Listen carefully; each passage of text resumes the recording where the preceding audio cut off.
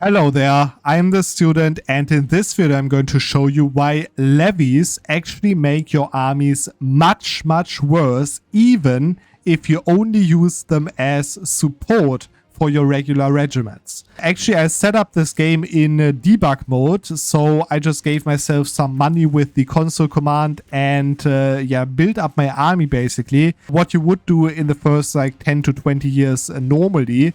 In this case, I've got this battle prepared where my 3,000 troops want to fight these 10,000 troops of my enemies as the Teutonic Order. Of course, in the very early game, the Teutonic Order is one of the only nations in the world that actually has manpower, in a decent amount of manpower at least. But as soon as you reach the age of Renaissance and embrace professional armies, which actually happens in Europe in the first 20 to 30 years of the game, you are able to build the armory very soon. You can see just like 1, 2, 3, 4 steps in the advances to actually unlock the armory building that you can build in one of your cities or towns.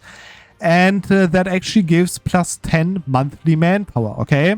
Now on top of that, my capital is not a city, so I can't show you that on my city. But you can see on Paris, for example, from the beginning of the game, you can build a sergeantry in your capital with, if your capital is a town or a city, that gives you an additional 5 monthly manpower. Which means that with only one single capital city or town, you can get the armory building and the sergeantry building, and therefore 15 manpower per month within the first 20 to 30 years of the game, after, of course, embracing the professional armies, okay?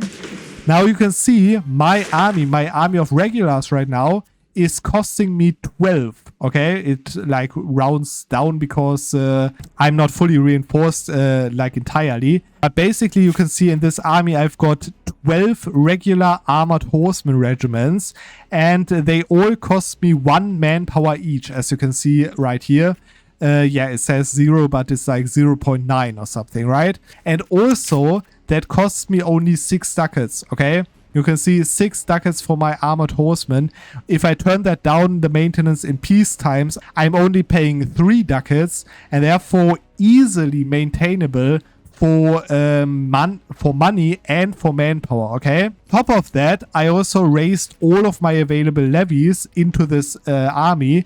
That gives me an additional 2.4 thousand troops. Now you might think that, okay, I've got an army where all the horsemen are in already, right? So they're already fighting. It would be only better to get more levies into that, right? Because I'm not losing any regulars. I'm just getting additional troops. It must be better, right? Wrong, okay? You're going to see in a second what I mean by that. So first of all, just going to walk into the battle. You can see right now this actually says that it's very likely that I'm going to win because I have higher quality and the terrain is to our benefit, even though they have a much larger army than I have.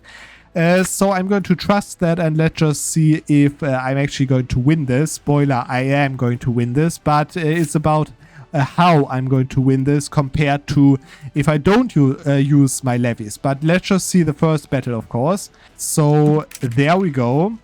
I'm in this battle right now. And of course, I will have the same combat modifier when I walk into this battle every single time, right? I'm just going to reload the save after that. One thing is actually that I can't change the dice rolls. I tried to find console commands to do flat dice rolls for demonstration purposes. So it might be that I get more lucky in one or the other battle, but on average it should be alright, and you're going to see the difference in battles.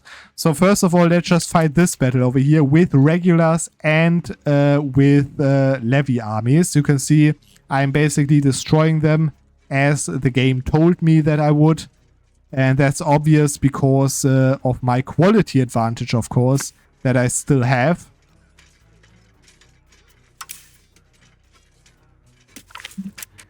There we go. This is the war score. 1.1 thousand death on the other side, 37 on my side, and 5 war score in total. Now notice one thing, that I actually lost 38 cavalry units in my entire battle, right? On this like regular army regiments, and I lost none of the levy armies. Now let's re-roll and only fight with the regular army. So what I'm going to do right now is I'm going to create a new unit in the same save file, right? Just before the battle. And I'm just going to split off all the levy armies and keep only the regulars, the horsemen in this battle. And yeah, just go in, as you can see, with the same general, same crossing penalty for them, same terrain bonus and so on. The only difference is now they are saying that I'm actually losing this battle. So let's see if that's actually true or not. Spoiler, that's not true. But yeah, there we go. There is the battle. Now you can see already that the same terrain advantages for me and already the same dice roll in the beginning. So we see how that goes.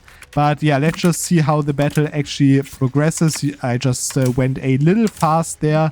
But you could see that I basically lost none of my troops. So yeah. Okay, this is it. You can see this is the result of the battle. Now, first of all, you're going to notice, yes, I killed only half of the troops that I killed in the last battle, which seems bad at the first place. But you can also see that I only lost 7 cavalry regiments in total.